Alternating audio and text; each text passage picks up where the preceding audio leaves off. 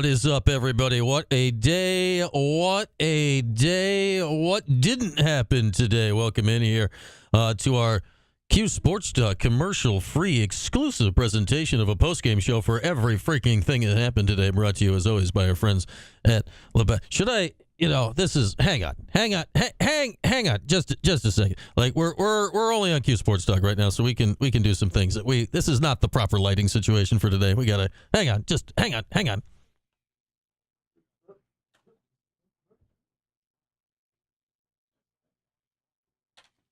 That's better. Now we're post-gaming. Oh, yeah. There we are. Now we're doing it. Now that's better. Okay. Now we can start.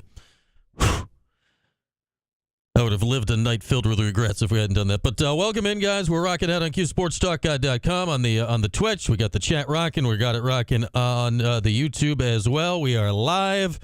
Here's the plan. We're going to hang out for, I don't know, hour-ish. We're going to hang out.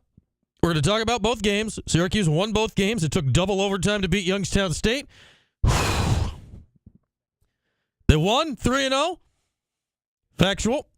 Football looked pretty good. I thought that was one of their more complete efforts of the season today out there against Cal. Final margin only 8, but they had that basically in control pretty much the entirety of the game. A 33-25 win. 7 wins now in the book in year 1 for Fran Brown. Hopefully 8 next week for UConn, and then setting up a very fun matchup with Miami in the last week of the season. So we're going to talk about whatever you want to talk about today. You guys in the chat can guide our conversation. If you want to talk about hoops, if you want to talk about football, if you want to talk about both, I'll follow your lead. Well, we've got Red's post-game press conference from the Dome earlier. We'll play that back here in a little bit.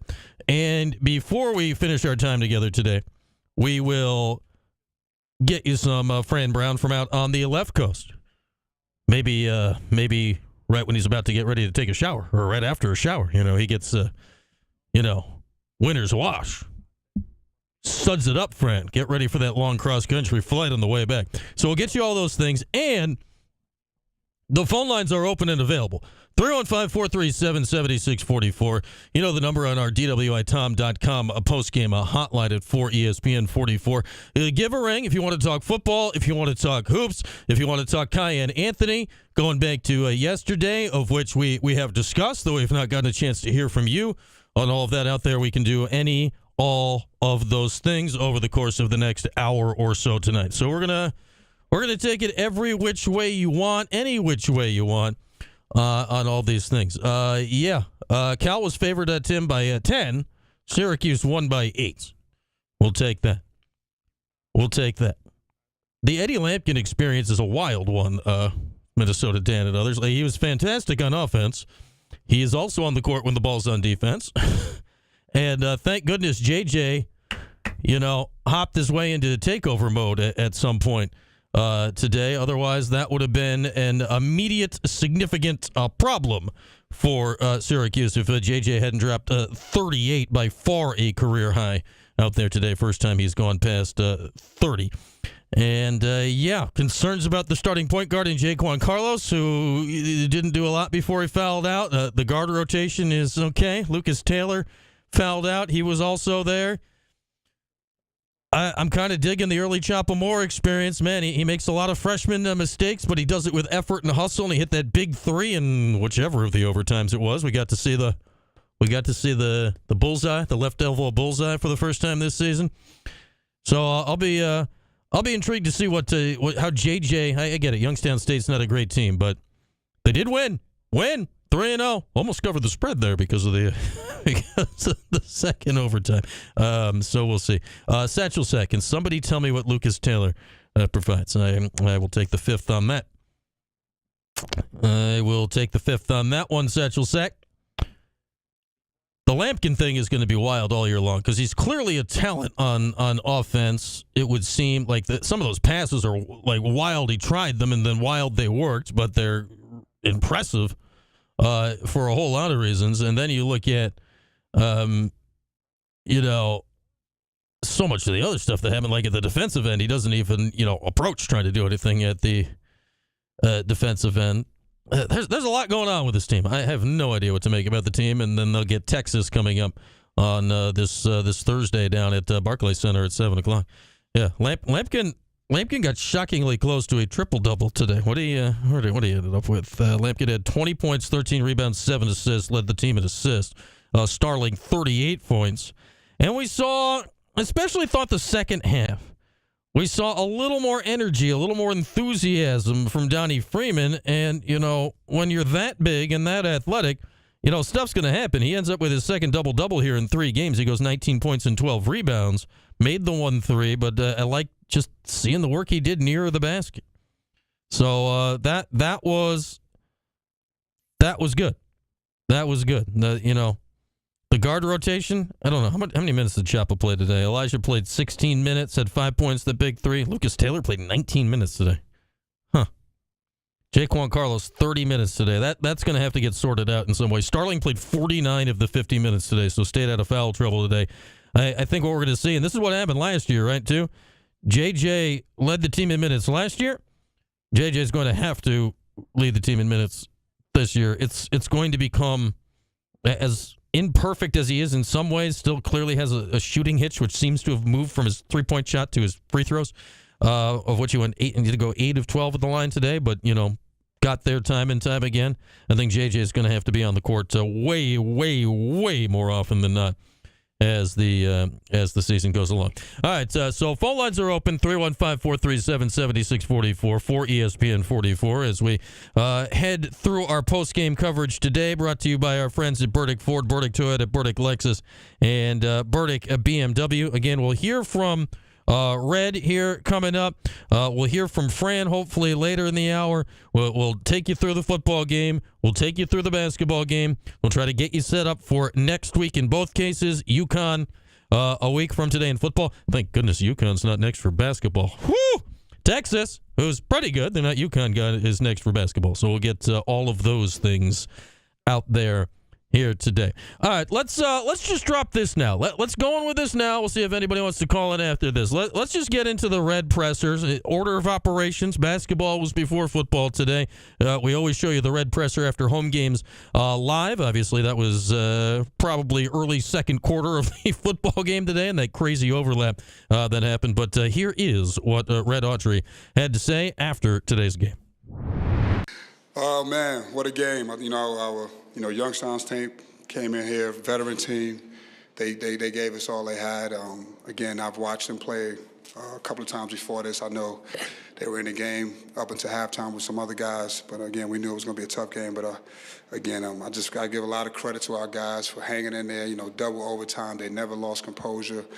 I mean, J.J. Starling, and that's the J.J. Starling that we know, and again, he's the guy for us. He's important for us, and he was big time. What a game for him, and he played 50 minutes, man, and he just kept battling. So I was very proud and excited for him to be able to be a part of this, and again, lean on him. He's that's why he's here. He's a guy that we lean on and we need him. I thought Eddie was phenomenal as well. Battled. Again, we could have easily folded in this game, and we didn't.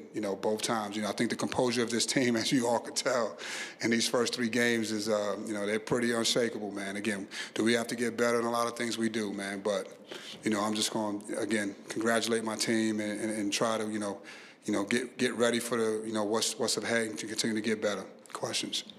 You put the ball in JJ's hands in the second half. That was with one guard, and I'm curious about why you did that. JJ had it going. Again, some of the stuff that we were trying to run, that side-to-side stuff, they did a good job of making it hard. And, we wanted to kind of keep the ball in the middle of the court. And again, JJ's tough. He's tough to guard going downhill. He started making us pull up. So, again, we had to make an adjustment there offensively. Again, stop running that stuff and just kind of get the ball in the middle of the court and let JJ go to work. And, when players have that look, it. As a coach, it. So, again, I thought he delivered. I thought he was, huge. Red, you're 3 games into this basketball season, 3 close games. What's concerning to you with your basketball team? I mean, I think obviously the biggest thing is we would like to be a better defensive team right now and hold teams, to not as many points. I think that's the biggest thing. Offensively, we're still not shooting the ball better. We're not shooting the ball well, but again, I thought today we made a couple adjustments, and it just, when you got good players and when your guys are going, you got to make it simple sometimes. And I thought that's what we did. But, obviously the defense is a concern, and we got to get better at it. It's just something that we got to get better at, and we'll keep working. Is there something with the transition defense that you're working on? Like, is that just a personnel thing, or what is it that's allowing? I thought today. Let me say something before I speak. 14 points. We would like to have a little bit more, but I thought today was really more the half court, especially late. Actually the whole game. We have trouble, trying to, retreat and then get back in front of people. And we just got to keep working on that. We've worked on that a lot in the last couple of days. Again, we got to continue to work on it. We're working progress on the defensive end for sure. As a team, we still can play better offensively. So, again. Coach Eddie. Go ahead. Thanks. Elijah and Donnie, they played a lot of minutes down the stretch, came up with the clutch 3, the clutch block. What do you have to just kind of say about that performance from two guys that are in their third game of college basketball? I thought Donnie was phenomenal. Again, is he going to make some mistakes? Yeah, mistakes happen in the game, but I just thought he was, he was big time. He rebounded, he switched. Some of the drives that they scored on late, I thought he did a good job of kind of contesting. They made some tough shots, but that was big time. He got a big time offensive putback. Donnie is he's as talented as any freshman that we've had here in a while. And again, he's going to continually get better with this team. And I thought, Elijah came in, and he's never scared. I thought he jumped right in. We call him in at the end, and he jumps right in, pops right in, and gets right into it and makes a big free throw at the end. And defensively, he's gotten a little bit better as well. So again, getting better. But I was proud of those two guys. Our freshmen, they are not scared at all. And they come in and they bring it. So I'm looking forward for them to continue to progress that way. Coach, Eddie, 7 assists tonight. How does having a passing big man like him kind of open up the offense, and what did you see from him in that department? Well, it's a big reason why we're still scoring right now because of Eddie. Getting some offensive glass, and when they double, getting 1 or 2 dump offs. So he's generating some easy points. Even he's a big guy. Even on those handoffs, allow JJ to kind of get downhill, or even if it's Chris. So again, he's generating a lot of offense for us when our offense is not playing well right now. He's the reason why we're still scoring 80 and 100 points and stuff like that. What is your reaction when you see those behind-the-back passes from a big man like that? As long as he completes it, I'm okay. Again, Eddie, when we brought him in, we knew what we were getting with Eddie. I thought even today defensively, his ball screen coverage was a lot better than the last time. We had to switch that up at from the first half to the second half. Again, they were doing a good job of, re-attacking our guys. So we changed that, and he adjusted really well. He did a good job. Coach, after what parts of the game tonight, whether there's positives or improvements that you want to carry with you to Brooklyn as you get ready for the Legends Classic? I would talk about our team's resilience, because we're going to go down there and play against some tough teams. And, the game, the one thing that we've shown is if we get down, we still kind of stay at it. But we just got to improve. We got a lot more to improve on before we head down and play again in Texas again. So just continuing to improve on both ends of the ball. Offensively, we got to get a little bit going.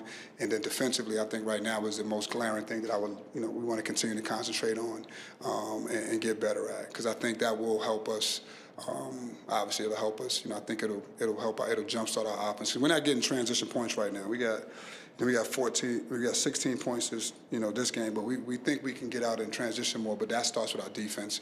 We're rebounding the ball, but we're just not defending the ball as good as we like to right now, especially early on.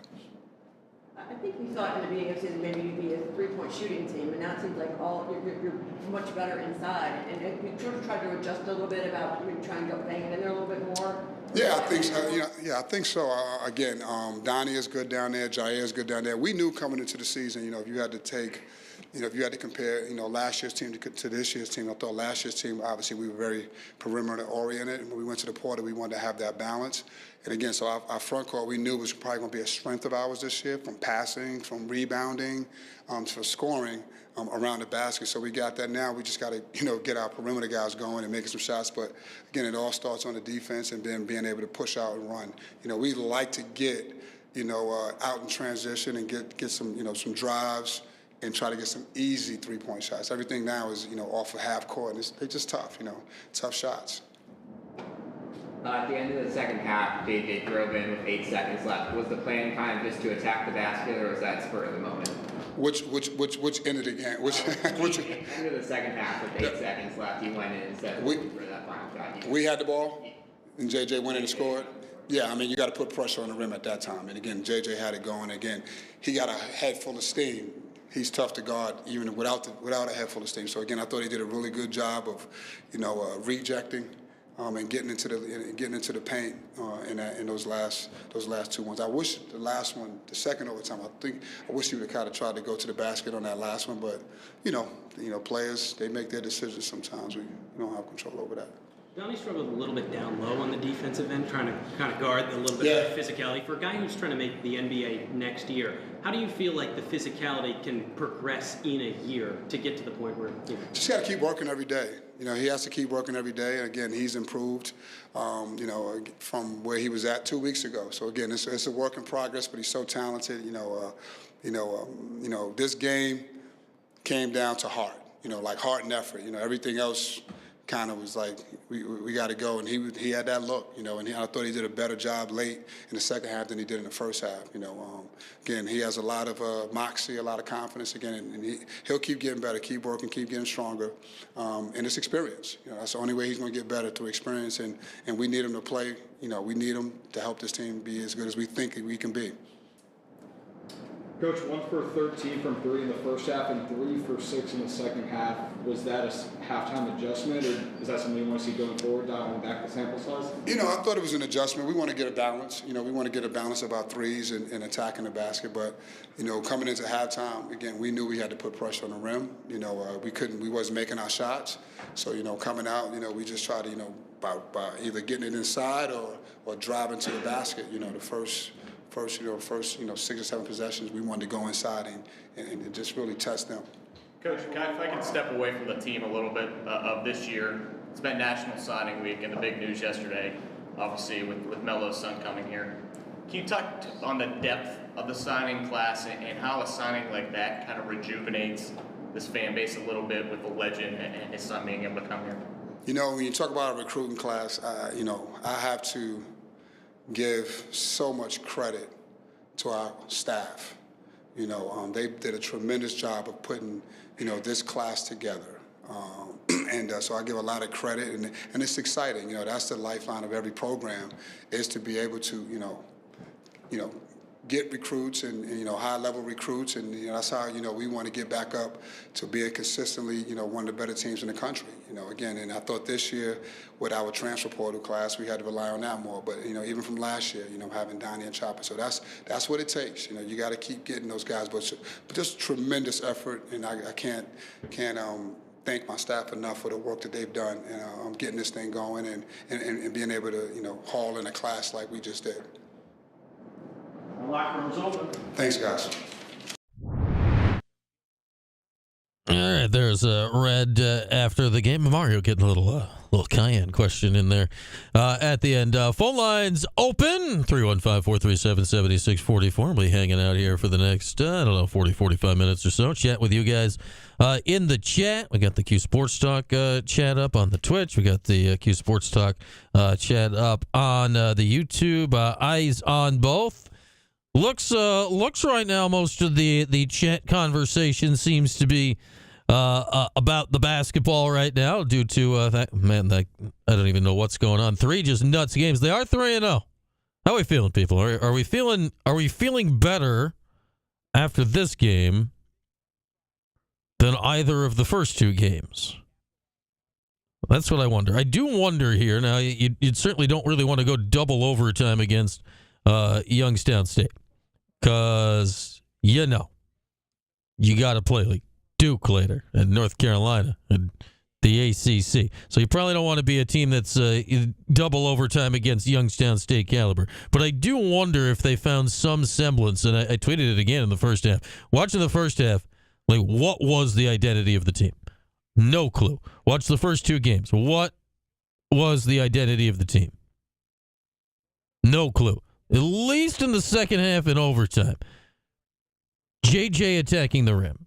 Lampkin being involved in orchestrating the offense, Donnie Freeman being involved near the rim. There was at least some identity to the last 30 minutes of the basketball game that had been sorely lacking, regardless of what you think about the opponents in the first two games and first half of the season. Now, Texas is coming up next. What is Texas? Who the heck knows? They're a fringe top 25 team right now, which is obviously several steps up in competition. They're just destroyed Mississippi Valley State today. Mississippi Valley State's one of the worst teams in the country, so for whatever that means, they beat them 89-43. That game will be coming up Thursday at 7 o'clock down at the Barclays Center. So there is that. And as mentioned, the phone lines are open, 315-437-7644. We have that technology, and we shall use it here as part of our post-game show. Let's bring in our guy, Steve from North Syracuse, to talk about all that happened here today. Hey, Steve. As a 15-year-old in 1968, I listened to Syracuse's previous trip to Berkeley and wound up whimpering throughout the whole thing. So it meant a lot to me and to some of our older fans to see Syracuse go to Berkeley and frankly dominate the game and take care of what we thought was a pretty good California team, although they didn't look very good much of the game. But maybe we can credit ourselves, our team, for doing that. I thought it was great that they put pressure on the quarterback more than we have been doing. I thought the offensive line held up very well, and we were just in control. It's just unfortunate that after a 27-7 first half, we had a 6-17 second half, and I was glad at the end that they don't have free throws in football, because we keep sweating at the end of basketball games because we keep missing our free throws. On the basketball game, firstly, I want to quote Eric Devendorf on J.J. Starling. He said his confidence is exuding. I thought that was a very interesting choice of words. Starling last year was kind of Robin to Judah Mintz's Batman, and this year he has to be the guy. And he was the guy today, and I think that this performance could lead to a lot of other what they call alpha performances for him. So I was excited to see him break out. I thought Lampkin had an amazing game, especially since he played 40 minutes, because there were rumors he's got a back problem. We know he has a big body to chug up and down the court. I noticed one time he was taken out of the game, and he didn't sit down. He went around behind the SU bench and stood to watch the game, and I wondered if that might have had something to do with his back. But he had like 20 points, 13 rebounds, 7 assists, and we haven't had a center that could do anything like that in memory, frankly. And then Freeman is a wonderful third option for the team. However, the rest of the roster provided very little in this game and allowed Youngstown, who had just lost by 34 points to Ohio State, to stay in the game. And it's great that we've proven we can win close games, but we're going to have to up our level of play and be much more consistent about it in order to compete with the teams that are upcoming. That is for sure, Steve. And Red, we heard Red on the radio broadcast earlier. He was very succinct about that in his first few seconds off the court when Paulie was back there getting that interview, and he had calmed, I'd say, a little bit there by the press conference we just played for you. But to your point, Steve, thank goodness there were no free throws in the football game, because I could not do that a second time today. Once was good on the free throws today. That was enough for me. Yeah. All right, Steve. Thank you as always for the phone call. There's our guy Steve in North Syracuse. If you'd like to follow up Steve here, phone line's available at 315-437-7644. You know the number, for ESPN 44 on our DWITom.com postgame hotline. And, looking at the chats here on the Twitch and the YouTube. Dan, And yes, Pastor Tim, no more CW, at least for football season. There's a bunch of basketball games in the CW, but probably no more CW for football. There's no way Miami, Syracuse will be on the CW because, I'm just, I'm all done with Tom and the ace umpire cam. I can't anymore. But Dan, to your point, like JJ at the 1, Carlos, I don't know, maybe Carlos will turn into a defensive passer guy that was what was sold. I don't know. I'm just not seeing it yet. To Steve's point, and I've said it from the start of the year, that JJ, I think, needs to be the alpha attacker, ball in the hand guy on this team. If Carlos was going to be whatever it was, JJ could have accomplished that as the 2. I think as the year keeps going and going and going, and especially as Chapel Moore continues to, hopefully, get involved. He's playing with a lot of effort, a lot of enthusiasm, but he's still doing some freshman-y stuff. He's very young. Like, I think that is going to be the backcourt that maybe makes the most sense for a majority of the minutes as the year goes along, with Starling playing kind of the lead guard spot. But, yeah, we'll see. We'll see. CW is better than the ACC Network. CW is home to the Sicko games. Oh, man. Yeah, Brenneman's done a lot of stuff. He's done a lot of stuff the last 3 weeks. It's been a wild Coach Brown just outside the locker room, and Coach, this is an interesting locker room setup, by the way, and all of that can be forgiven when you win on the road. It's pretty darn cool, and the guys are living it up as they should. Congrats. Yeah, they did a great job. I'm really proud of them. Really thankful I had a chance to come out here and compete against Caldo, such a prestigious university program. Really a fine head coach and a fine coaching staff. And like I told you all week, this game would come to the fourth quarter, and that's just how it was. It sure did, even though you built an early lead. 2 early picks. How significant was it? Marlo Wax got the first one, and then freshman Davian Kerr the second. I was really big, especially for Marlo Wax, because he's our leader, and to have a leader go out and do it. But in that true freshman, I've been telling them all week, this guy different. I don't believe in him. Like, I'm playing him, I'm starting him, I don't care. And for him to go in and just take over, did a good job. Hey, Deuce, good job, yo. Just for him to go do a good job and be able to play it, and had guys like Deuce Chestnut talking to him the whole game, telling him where he at, what to do, and we just had the faith that he was super athletic. So we knew when they tried to throw the fade on him that he could jump. This kid could do a backflip just standing there. Sure, and that's all part of the development over the course of the season. You came in with Marcellus Barnes down, Jaden Bellamy down, safeties down. So you have to reinvent that. You got to kind of find people later in the year. Yeah, I've just been able to develop them the whole year, and I've been working with them the last few weeks. And like since I coached the corners, and I've been really locked in on the corners. Me and Coach Stewart just locked in with them more. I've been meeting with them more, just doing things with them more, just because I knew I was going to play several freshmen. You see, BJ Long got in that corner, and he played a little bit too, and he's really a safety, but just moved him over, because, I just trust that, my ability to be able to coach.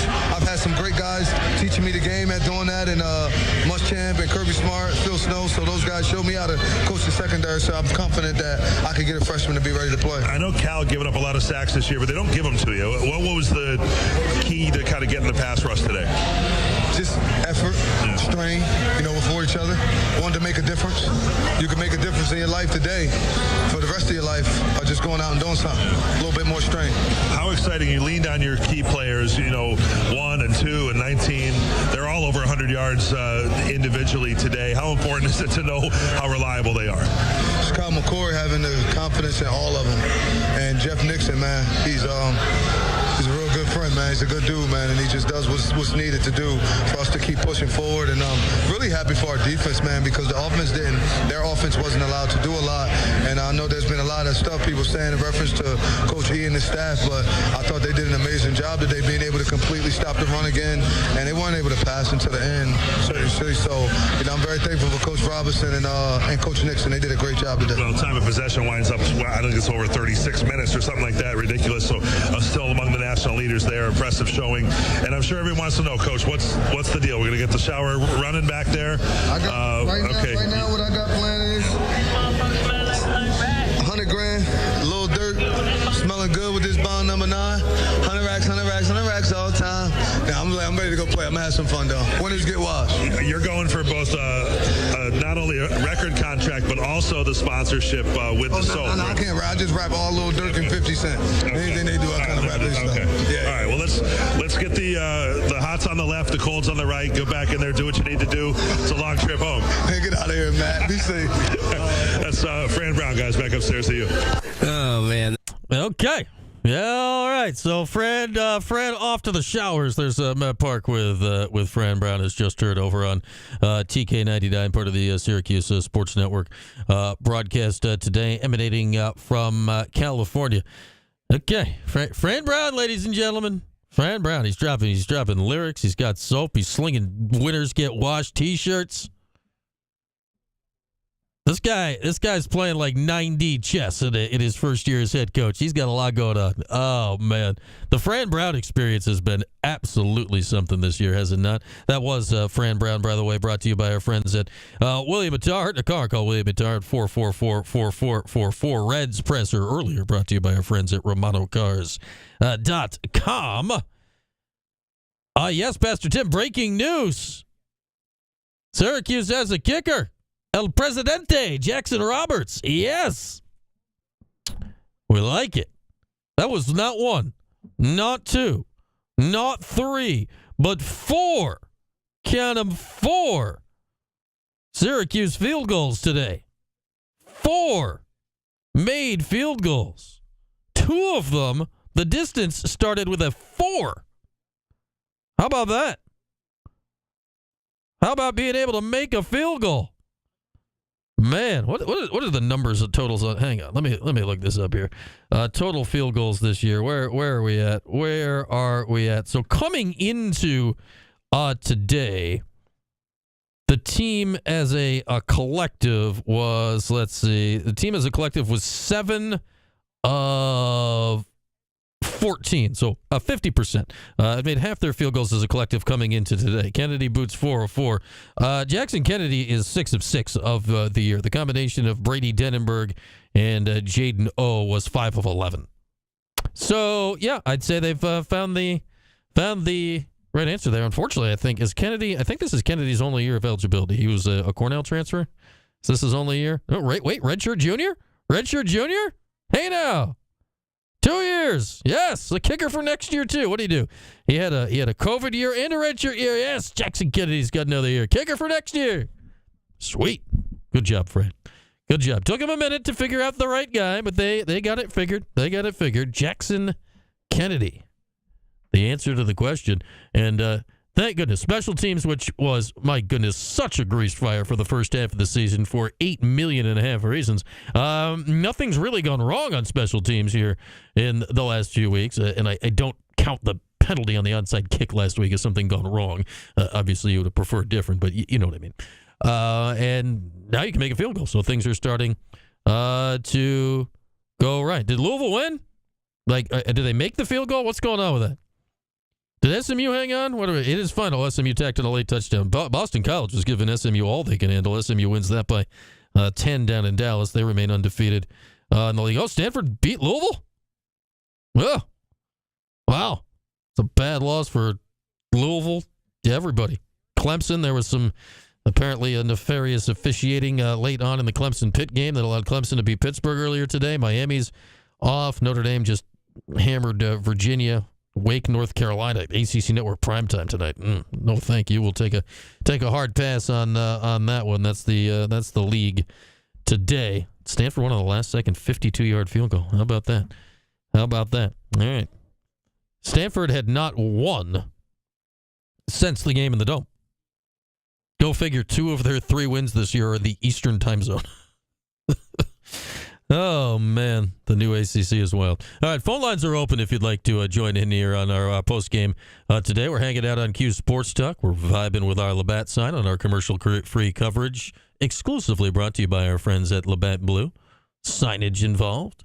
Labatt USA, of course. 315-437-7644 for ESPN 44. You want to talk football? You want to talk hoops? Well, I just see on the TV, Florida just beat LSU. Okay, that's a weird result down in SEC land. Yeah, where do we want to go, Chet? We want to do a little football here. We want to do a little hoops. Where do we want to just mix and match here as we go on throughout our time together here today? What should we do? What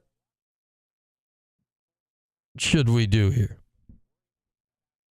Have the old Big East officials been reborn in the ACC, Tim? You don't mess with ACC refs. They're always something. They are always something.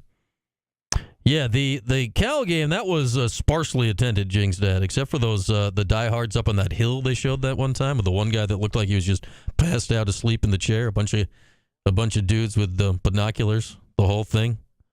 Yeah, I mean ACC refs, Danny Angelo. ACC refs. Ain't that the fun of it all? They're not great. They're not great. They haven't been great. And they're going to continue not to be great going forward. So at least we're aware of that. I don't know who's gonna ref the game next week. I guess because in theory, like the road team road team conference supplies refs for road games. UConn doesn't have a conference, so I'm not entirely certain how that'll work out for next week.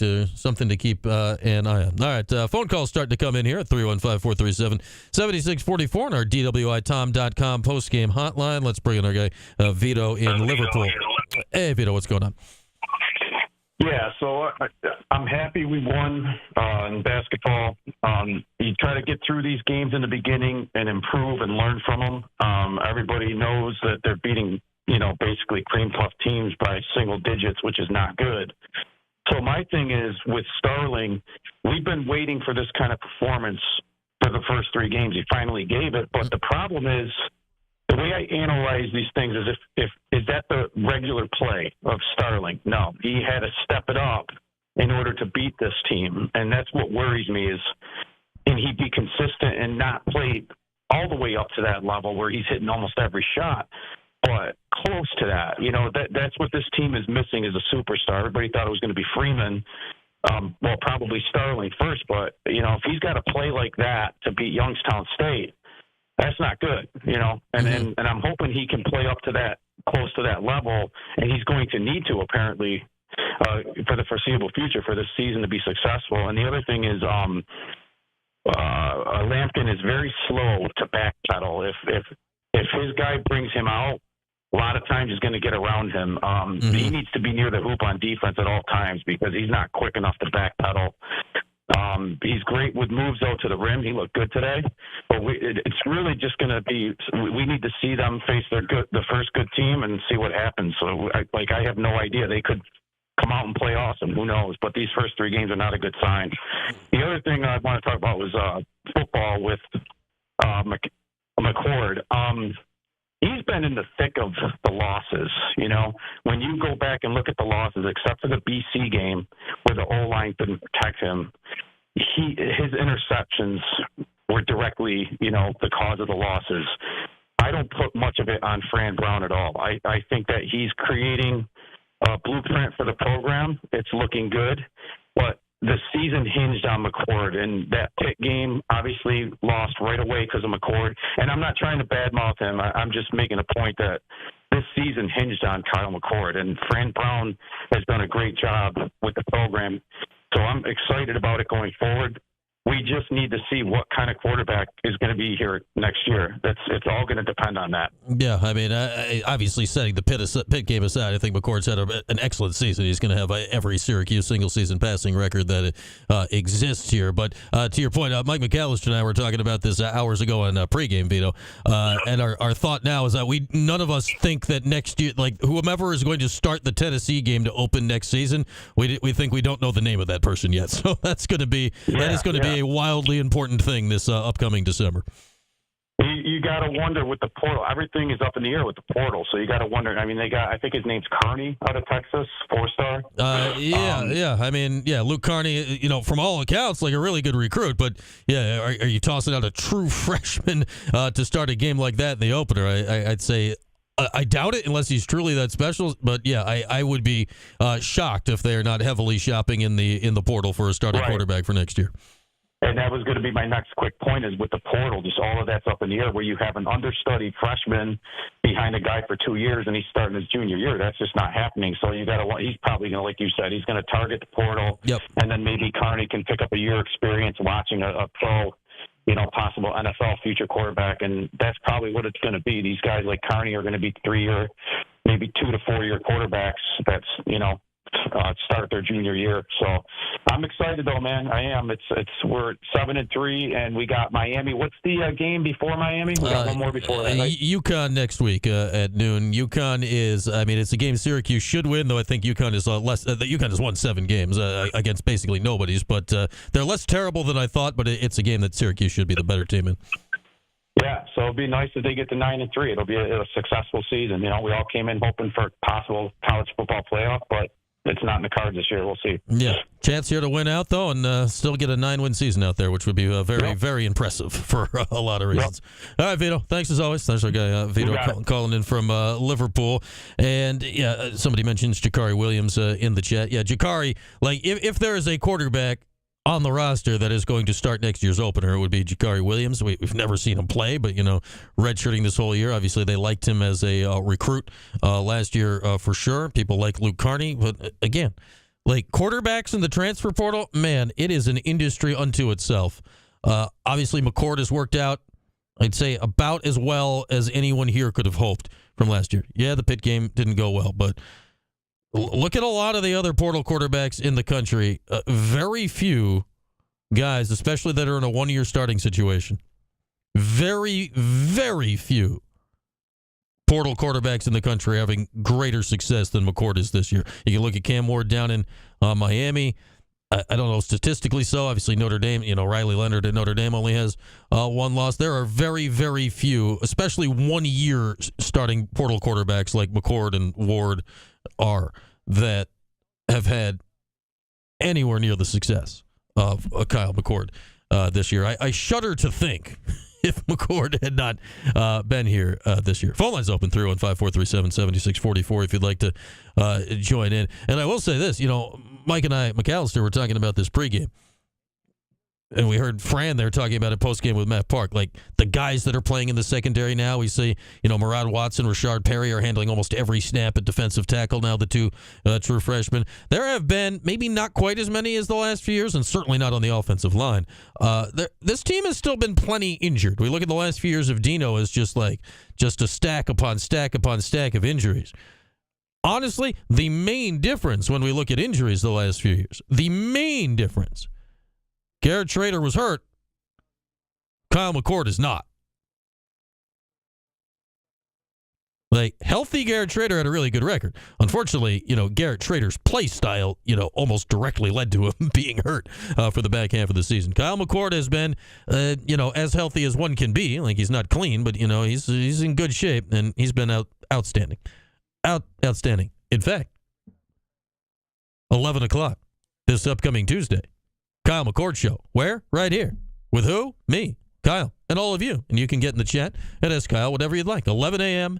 Tuesday, the Kyle McCord Show. We only got 2 of them left on the schedule. We haven't thought ahead to any postseason stuff yet. We gotta check on stuff like that. But next Tuesday and the Tuesday after, and our fun with Kyle.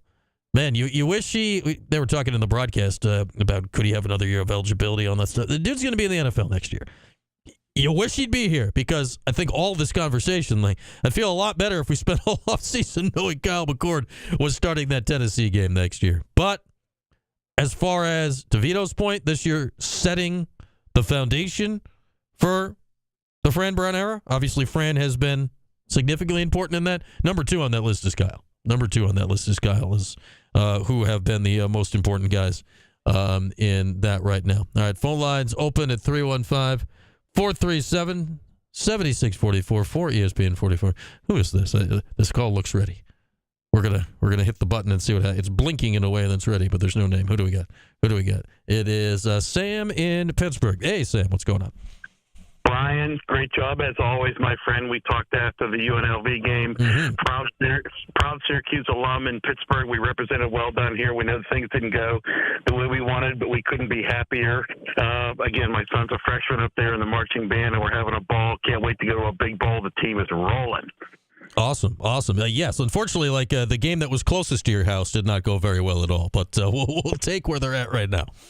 Not to worry. We soldier on, and after all these years of struggling through November, we are 2-1 in November so far by my calculations. I think we're rocking, buddy. Yeah, well, we'll take it, right? All these years where it's like maybe they get one after it's already too late for it to matter. Yeah, 2-1. Hopefully get to 3-1, and then set up a big game with Miami, right? Like that's the hope here down the stretch, is that Miami game, even if it's not for Syracuse to be in the ACC title game, it will be for Miami to be in the ACC title game. Like that game's going to have a ton of meaning on it coming up in a couple of weeks. Exactly. I'm so proud to have the distinction of holding the drum major's ladder at the 50-yard line. I'll see you this weekend, and I'll see you at that game on the 50, my friend. All right, there we go. Sam in Pittsburgh. He's ready to go. He's a marching band. Yeah, people forget this. Like, talk about warm weather bowl games and all. Like marching band parents, they want to go too. Yeah, they want to go to nice places. Also, T. Murphy, we should know the Miami time Monday. Yes, I say yes with heavy trepidation. Yes, but the last week of the season very often falls into that 6-day hold thing because they're trying to, really sort out what games are going to matter in the last week. So possibly Monday. I wouldn't be shocked if we have to wait till the weekend, which, considering it is Thanksgiving Saturday when that game is highly annoying. But yes, noon Monday we will know if we know, and then we may have to wait, T. Murphy. But we'll know something coming up noon on Monday. We're going to hear a little bit from Kyle McCord here coming up in a few minutes. Jordan is hard at work at getting us McCord. Jordan did not wear the onesie, Tim. He was at the Dome prior to this for the basketball game, so that would have been a little awkward. It's like not bedtime yet. Can't go onesie midday. That's ridiculous. Late night, though. I know it's dark out. Midday onesie, that we'd have questions about, Jordan. Late night onesie, like you did for the... was that the UNLV game? Must have been. There we go. All right, phone line's open if you'd like to chime in. 315-437-7644. We'll hang out for about 15 more minutes or so. We'll get you a little Kyle McCord. We will take some more calls if you like. We'll look ahead to... Yeah, the sun does set at lunchtime, Tim. We'll look ahead. What's going on in the YouTube chat? Don't want to ignore the YouTube chat. Yeah, Kyle Wilson. The CW broadcasts are, yes, they're on television. They are on television. What's it? If you can't say something nice, don't say. They officially got them all on television. So there is that. I want to get back to Vito's point about JJ. The second half tonight, it's twofold. It's both, thank goodness JJ did that, and hopefully now he knows that he needs to be that guy for this team to succeed. But oh God, he had to do that to beat Youngstown State. So it's a twofold. It's a twofold thought there. But I think for this team, this basketball team, to be at their best, you need JJ to be, if not the point guard, we'll call him the lead guard. He's got to be the attack guard. He's got to be the one that goes downhill to the rim because he's the one guy on the roster that can do it. He's the one guy on the roster that can do it. So hopefully we'll get that going forward. And then you can see it filling around him. You get the passing of Lampkin. You get just the sheer size and athleticism of Freeman. And then, you can get Bell threes off that. You can get a Chapelmore three off that. You can get stuff. All right, we got Kyle McCord right now. Let's listen in. Here's Postgame with Kyle. Stairs in Berkeley, just outside the locker room with Matt Park. All right, man, another big game for Kyle McCord. And what'd you see? I mean, you were able to kind of spread it around on all these key guys. Not only you do your part, but Jackson got 2 touchdowns, Gadsden, Pena, Allen, all 100 yards up. Yeah, I mean, I think they did a really good job. It was a lot of short throws early on, kind of getting in the rhythm. And then when the defense came up, we hit our shots down the field and we did it at an efficient rate. And I thought that was a big reason why we were able to get off to that fast start and put points up on the board right away, but it was a complete team effort, especially at receiver. Yeah, right. Mixing around to different guys. I always wonder, kind of Trevor, how many hard hits did he take today? I think he had 11 catches. You hand it to him a couple times as well. This was really a game where he showed out. Yeah, I mean, I think that's just the type of player he is, and I think he doesn't always get credit for how tough he is. I think one play that really defines who he is as a player is the third down. I think it was 3rd and 3 in the fourth quarter, kind of late there. Man coverage, got open, caught the ball short of the sticks, bounced off a hit, and then kind of fell forward for a first down. I mean, that's huge to keep that drive going. I don't think he gets enough credit for those type of plays. Quarterback's pretty good too, though, right? I'm all right. I think that just a complete team effort. I thought we ran the ball incredible today, which was huge, and it didn't allow the defense to kind of tee off on us. That was the biggest thing for me. With some mixing and matching in the front, right? Yeah, I mean, we definitely, kind of plug and played a little bit, and we knew that going into the game, a lot of the guys up front were gonna get time, but they answered the bell. It was a tough week for them. Coach was on them, challenging them, and he basically just said if the O-line plays well, we'll win the game. I think that's what happened tonight. All right, get some sleep on the flight home, 2 at home here to wrap the regular season, okay? Yep, thank you. That's Kyle McCord. Another great job for him, 323 yards through the air. Guys, back to you.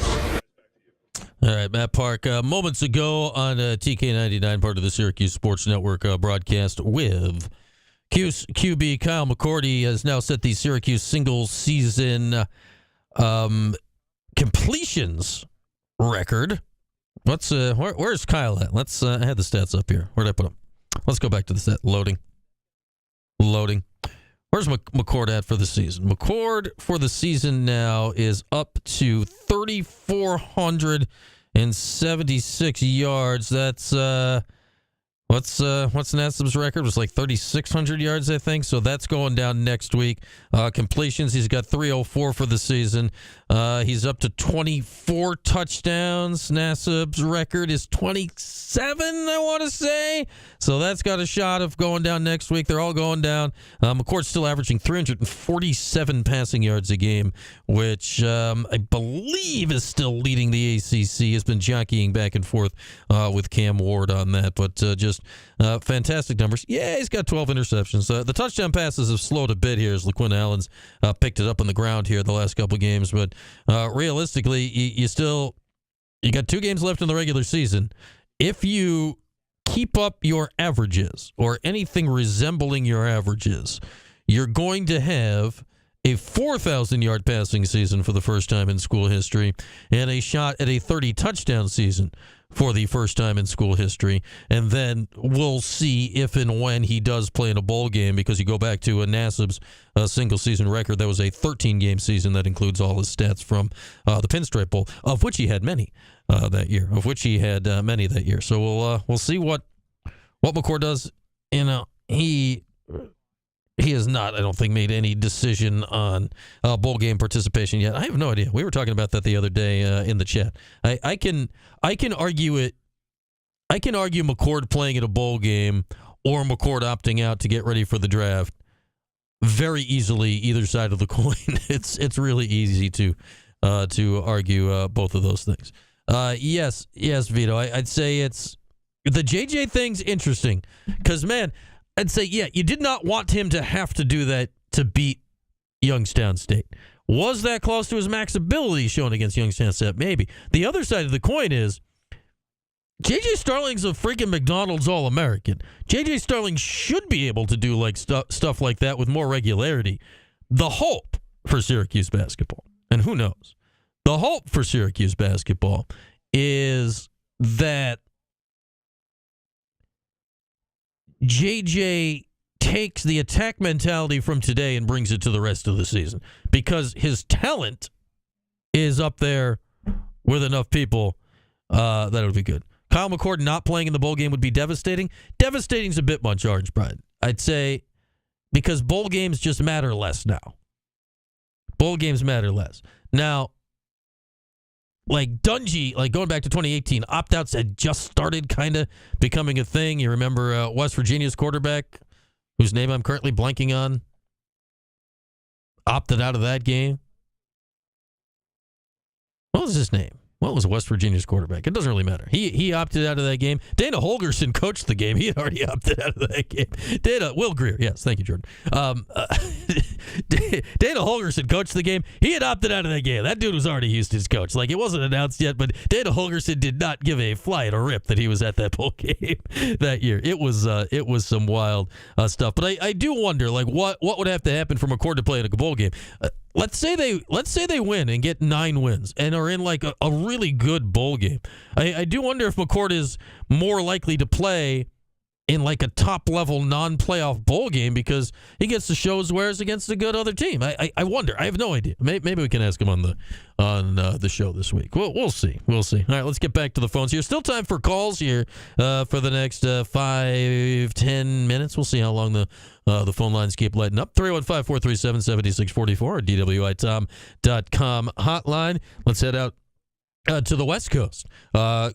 This is as close as we're going to get to where the football game was today, but Joe in Portland wants to talk some hoops. Hey, Joe, what's going on? Hey, Brian. How you doing, man? Very good, very good.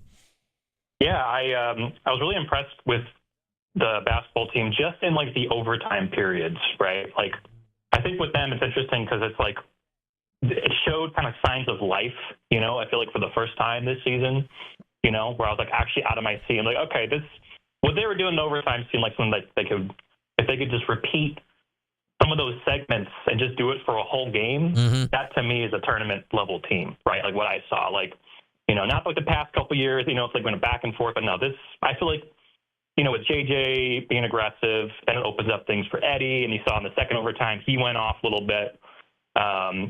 And then, of course, you know, Chapa Moore came in, which I think he's confident, man. He's going to be a really good player. Yeah. Either, not just this year, but I think even next year, too. He's definitely worth the hype. But I think one thing that people didn't really talk about much was the fact that Syracuse got 50 rebounds in this game, which I don't think has happened in at least the past couple of years. Yeah, I mean, 45 last game was noteworthy, so 50, I get there was 10 extra minutes, but yeah, it was a lot of rebounds. Yeah, and I know that's something that a lot of Cuse fans have been wanting the past couple of years. I mean, you know, I know they've had some trouble at center the past few years, but no, I think Eddie's, even though he's kind of slow of foot, you can tell he cares. He wants to make an effort, you know, but it's like when you're at that weight, it's kind of hard to, you know, keep up with guys who are, you know, centers who are 6'8", 6'9", you know, so I wonder if he'll probably play better, ironically, against Texas, where they have like these like big centers that are also just kind of like the same speed as him. He seems to be more of the skilled type to kind of outskill players at his position, so he'll be fun to watch. But honestly, I think just the key with this game was like just capture lightning in a bottle, right? Like they played with urgency in the overtime, and you could tell like on defense they're picking up. Jaquan Carlos got 3 steals this game. He also got a block. One of the things people I think forgot about, but I know he did that in, you know, the last part of the game, and obviously it's just one little segment. But again, that's just one of those things where I think now he was playing with some intensity, and you could see it in his reactions. So I wonder if he'll repeat that against some of the bigger teams. And then Chris Bell is interesting because he didn't really do much, but, you know, at the same time, I guess you're going to have an off night every now and then. So it's a good thing Donnie Freeman stepped up and did what he did. But yeah, I think I feel like their true colors will show when they play Texas, because everyone's been saying, you know, it's like, oh, we got to wait to see what they can do against these bigger teams. And it's like that's the time to, you know, what separates the men from the boys, right? I think that's what's going to put people on notice, win or lose, is, okay, this is what the team's going to be once they get to Brooklyn. But I don't know. That's just all I had. So. All right, Joe. Yeah, I'd say that because, you know, the Texas game, again, Texas are they UConn? No, but they're like a fringe top 25 team. They're a good team. They're not a great team. And yeah, like if, I don't know, is it the Syracuse team we saw in like the overtime? Is it a team that struggles with these teams? I have no idea what we're going to get here. Like nobody knows. Like yeah. It's possible it's a talent deficit and they get smacked around. It's possible that they're now used to playing in close games and maybe they go out and play well. And I think we're going to learn a lot, right? Because the Texas game and then the next day, either Texas Tech or St. Joe's are decent opponents. People may poo-poo St. Joe's, but they just blasted Villanova the other day, so they're a decent team as well. So you're getting two good games down there next week. Yeah, for sure. That's one thing interesting. I remember Villanova, like people were saying they were a top 25 team. It's like they already have 2 losses now. It's tough for them. But anyway, yeah, that's what I want to say about basketball. So. All right, Joe, thanks for the call. Good to chat as always. There's Joe calling in from the West Coast out from Portland. The Jaquan Carlos thing, he did have that nice steal in overtime. He does end up with 3 steals in the game. What's Carlos's final numbers? He 4 points. He fouled out 30 minutes, 3 steals, had a block. 1 of 6. Really tough day for Chris Bell today. Weird day. I mean, he was 3 for 13, 1 of 8 from 3. So not a lot from Chris today. But we saw JJ step up. We saw Donnie step up after halftime. We saw the fancy passing Eddie Lampkin throughout the game today for sure. All right, let's keep it moving on the phones here on the DWITom.com hotline and bring in Pat in the queue. Say, Pat. So I listened to Coach's press conference. First point of contention with that is he said he watched some of Youngstown State versus guys. He says guys, and they gave him a game for a half. I mean, is this really the standard and the level that we want to be talking about post-game? That a bottom 150 team dominates us for 40 minutes in the dome, and we're grasping it. I mean, Ohio State beat them by 30. Yep. I mean, Jordan was saying, well, at least we won. Yeah. Obviously, you don't want to lose, but some people would say maybe they need to lose a game to wake up. I'm not sure what it is, but am I the only one that thinks that maybe zone with this team could be the answer? Because their man-to-man defense is atrocious. I mean, it is so bad. I mean, I think this team is worse defensively than the Jimmy and Buddy team, and that was a bad defensive team. Bad. This is bad. I mean, they had 2 guys on that team that would even make an ACC roster. 2 guys on that entire team from top to bottom that even have any chance of being a 7th or 8th man on any team in the ACC, and they ran us.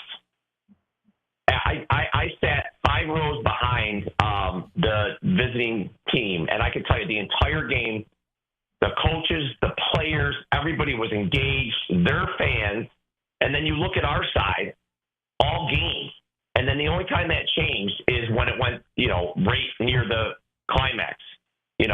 Right near the end of regulation, overtime, and the second overtime. That's the way you need to play. And if it takes us this long to figure it out, it's concerning beyond all belief. Now, last game, you know what? A lot of people were, saying this team stinks and this and that. And you know what? Each game, it just becomes more obvious. But let me ask you, Brian, you listen to Coach's post game. Does he seem concerned? I'll say this. Like, we didn't play it on this part of the show. I don't know if you caught. I caught it on the way in because they played it at halftime of the football game. His post game immediately after where Paulie goes back to the locker room and gets it. So that is literally within minutes from the end of the game. He was pissed.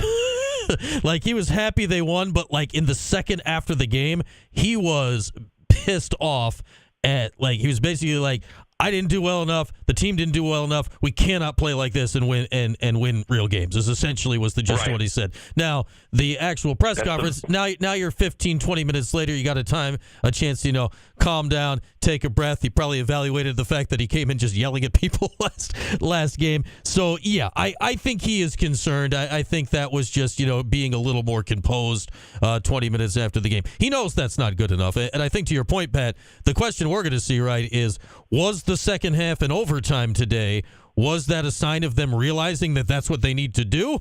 Or is the first 2.5 games more realistic to the team? Because if they come out, fired up like they were coming back in the game, okay, now you can play a little bit. If not, yeah, you're right. Because, man, it was just, death on that sideline, it felt like in the first half tonight. I mean, I just think it's weird that, there's about 25% of college basketball that at least throws some zone out there. And, Coach has been around the program long enough to know. I'm not the biggest zone guy, okay? But with this team, think about, who knows what's going to happen with Chance. But with certain guys, Carlos is not would not be a zone guy. And, other than him, I mean, JJ's a zone guy. Lampkin's a zone guy. Freeman is a zone guy. Bell is a zone guy. Because when they're playing man-to-man defense, their lack of strength is what hurts them. And it's so evident when you're sitting that close and you're just watching guys who should not be taking them to the hole. They're either going to blow by them or they're just strong enough to just finish through them. So I think this team should play zone. I don't care what anybody says. Their man-to-man is so bad, I could not imagine the zone not being better. Because think about the length. I'll leave you with this. Mm-hmm. Go back to the Buzz Williams analogy when Syracuse, I think they held them to 40 points. He said they don't have to be good at defense because they're always covering the whole court because they're so long. Mm-hmm. We can do that again. I mean, we got enough length. We're just so bad defensively that the fact that I'm talking about zone just shows you that to me we're in trouble, and it's concerning. It's very concerning because we do have talent, and I did not like coaches was, to me, he sounded content, and he was justifying that Youngstown State is a good team. They're garbage, and his take was garbage. Thanks. All right, Pat. I'd say that was more of a Red composing himself 20 minutes after the game than Truth Serum, because if you go back and hear what he told Paulie, that was on the Syracuse Sports Network broadcast today, like right after the game, he was happy, relieved. I don't know that they won, but he was pissed. Like, he did not think the team played well today. You know, he puts it on himself. He said he didn't think he coached well today. It was all that stuff, and you could hear an edge in his voice right after the game. So I would not read his post-game press conference the same way. I think that's just a 20 minutes later trying to shut it up here a little bit. And yeah, Youngstown State's not a good team. Would they be better in zone? I look back at last year, because Red put in, they started playing more zone at least a little as the year went along, because that was not a good defensive team last year either.